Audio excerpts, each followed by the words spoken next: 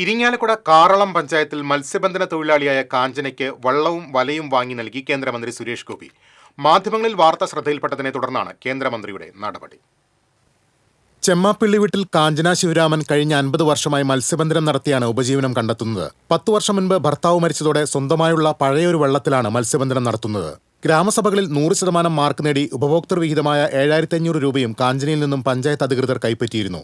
എന്നാൽ പിന്നീട് ഉപഭോക്തൃ വിഹിതമായ പണം തിരികെ മകനെ ഏൽപ്പിക്കുകയും കാഞ്ചനയ്ക്ക് വഞ്ചി ലഭിക്കാൻ അർഹതയില്ലെന്ന് പഞ്ചായത്ത് അധികൃതർ അറിയിക്കുകയുമായിരുന്നു.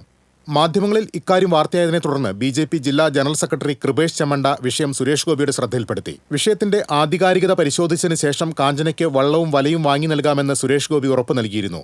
ബുധനാഴ്ച രാവിലെ ചെമ്മണ്ട കൊടുന്തറ പാലത്തിന് സമീപം നടന്ന ചടങ്ങിൽ സുരേഷ് ഗോപി വള്ളവും വലയും കാഞ്ചനയ്ക്ക് കൈമാറി. BJP സംസ്ഥാന കമ്മിറ്റി അംഗം സന്തോഷ് ചെറാക്കുളം, BJP പഞ്ചായത്ത് പ്രസിഡന്റ് പ്രിയ അനിൽ, ജനറൽ സെക്രട്ടറി സുഭാഷ് കൊല്ലന്തറ, രാമചന്ദ്രൻ കോവിൽപ്പറമ്പിൽ, ആർച്ച അനീഷ് തുടങ്ങിയവർ പങ്കെടുത്തു. TCV news, Irinjalakuda.